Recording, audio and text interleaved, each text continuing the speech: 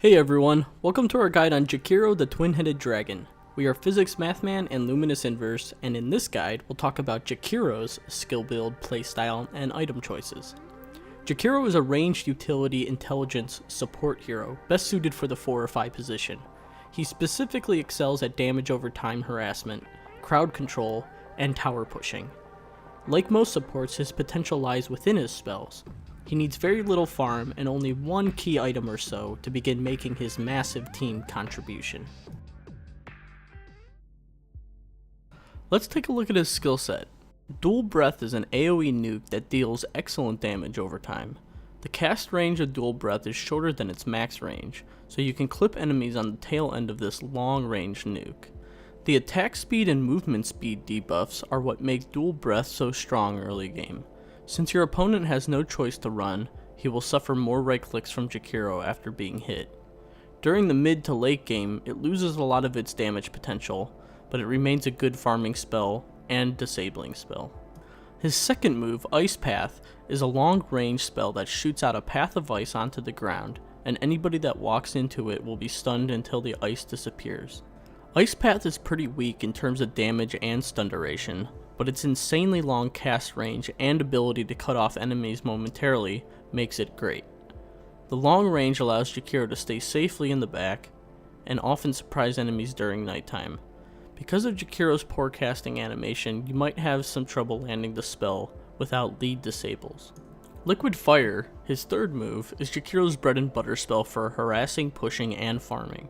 Jakiro's attack range is normally 400. Meanwhile, Liquid Fire can be cast at 600 range, meaning whoever you're zoning in lane is not going to have a great time. The best part is that you can use Liquid Fire right next to the enemy creep wave without drawing creep aggro. Most importantly though, the attack speed slow works amazingly against towers, which essentially turns these defensive cannons into punching bags. Lastly, yes, you can miss with Liquid Fire when firing uphill against those pesky tier 3 towers, so keep that in mind. His ultimate, Macropyre, is a high damaging path that is laid on the ground and deals instances of damage to all enemies that tread in the casting area.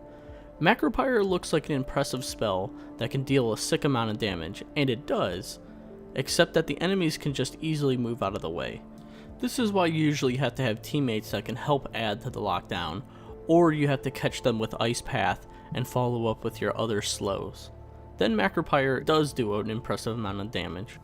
For his main combo, you're going to need a Yule Scepter, which is why it's such an important item for him to pick up. What you need to do is send the enemy up in the air with Yules, and immediately lay down a Macropyre, and then Ice Path on top of the enemy when he lands. After landing, immediately throw out your Dual Breath and Liquid Fire.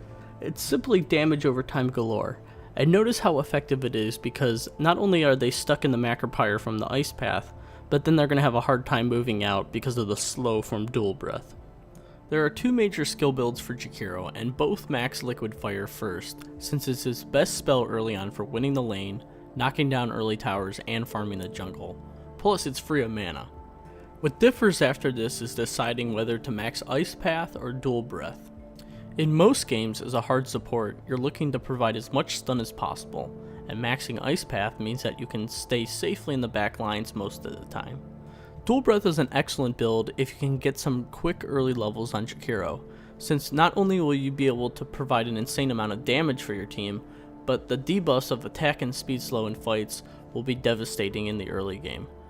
One particular advantage of this skill build is that you can flash farm like a mad dragon, since a single Dual Breath and a Liquid Fire means a dead wave. Jakiro plays like many other ranged supports in lane, except for the fact that he's much tankier than most. Despite having a lower range than the average support, Liquid Fire gives Jakiro very strong harassing powers in lane due to its long range. In an aggressive lane, Dual Breath is one of the best level 1 nukes in the game for its damage and slow. He might have a little bit of trouble forcing kills if your lane partners don't have the damage to back up with your slows, but in this case, you'll be harassing and zoning the enemy with your 2 spells. For the most part, Jakiro is a poor ganker mid-game, since he really lacks the burst damage for quick kills, and his moves are somewhat difficult to land. But he's a great hero for pushes that can come after the ganks happen. Speaking of pushes, once you turn level 5, Understand that Liquid Fire can let you and some of your allies begin sieging tier 1 towers without a problem. It won't be the quickest push ever, but if your enemies aren't strong enough to break your siege by diving into your team, you're gonna eventually remove all the tier 1 towers without too much hassle. The extra burst of tower gold and the ability to jungle quite effectively with Liquid Fire, which I remind you costs no mana, makes you farm much more effectively than most other supports can. Jakiro's mid to late game is very simple. During fights, stay in the back like a good support, and let loose those long-ranged ice paths. Keep in mind that Jakiro's effectiveness at this point is measured by how many ice paths he can hit, and by the amount of utility items that he brings to the table.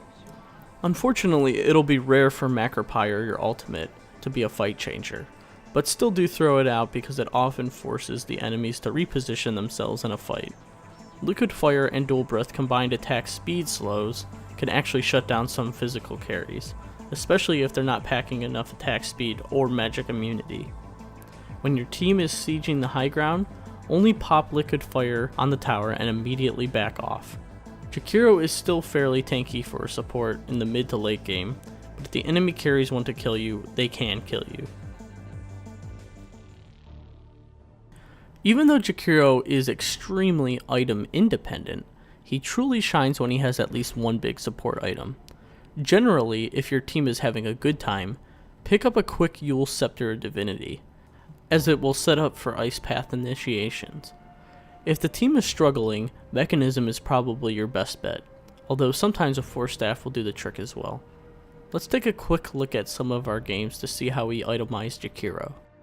In the first game, Lumi starts with wards, a set of tangos, and a ring of protection. In most cases, you usually want to bring more regen out the lane, but in this case he wants to rush Tranquil Boots as soon as possible because the extra armor is going to be important against Lifestealer, Jug, and Broodmother. Unsurprisingly, the offensive dual lane of Jakiro and Undying dominated, harassing and killing the enemy safe lane many times. After a super good lane, Lumi just walked around the map and systematically took down tier 1 and tier 2 towers using Liquid Fire. With the big burst of gold from this, Lumi picked up a Yule's for setup initiations. Annoyed by the Broodmother, he also picked up a gem for an easy GG push. And honestly, the enemy team wasn't even close to defending against the Troll plus Liquid Fire. This is a good showcase for how a good laning stage can lead into a lot of quick towers. And at that point, your team is going to be leading massively in golden items. So pick Jakiro and end the game quickly for that easy MMR. In Game 2, Lumi heads to the offlane with a set of tangos, salve, and a ring of protection, knowing that he'll need the extra armor against Troll in lane. Liquid Fire completely out-harasses Troll from level 3 and on, and Dual Breath gives Jakiro the edge on man fighting.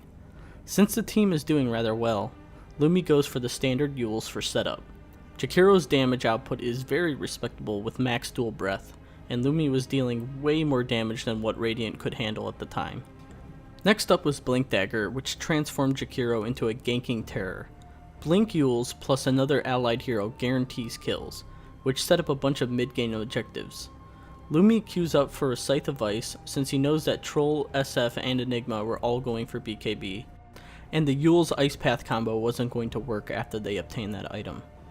Thanks to some well-positioned fights and key hexes, Jakiro led the team to a 40-minute win. Most of Jakiro's situational items are very self-explanatory, ranging from low-cost earn to luxury Shivas. One item we don't recommend is Ag Scepter. For the cost, we'd rather work towards things like Scythe or have higher mid-game impact items like Force Staff or Mech.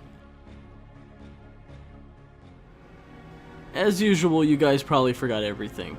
But don't worry, it's perfectly okay because we always do this 3-point recap. For Jakiro, number 1. Jakiro is a lane dominator. When playing support, spam that no mana cost Liquid Fire and harass with his Dual Breath whenever possible. Number 2. Mid-game items are the way to go with an emphasis on the Yule Scepter of Divinity. It is just too good with Jakiro for a variety of reasons, so get it if you can. Number 3. In teamfights, stay back and like a good support does, try to get as many disables off as possible while staying alive in the background.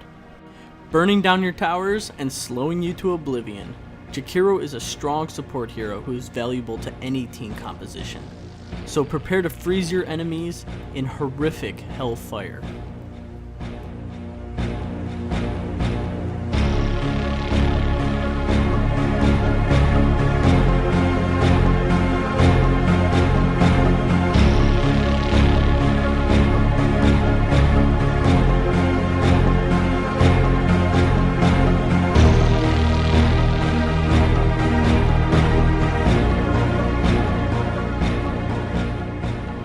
You guys know the drill by now. Lumi's basic series on Monday, Tsunami's counters on Friday, and myself, PhysicsMathMan, bringing you hero guides on Wednesday. Do yourself a favor and subscribe to the Relax Your Fine team.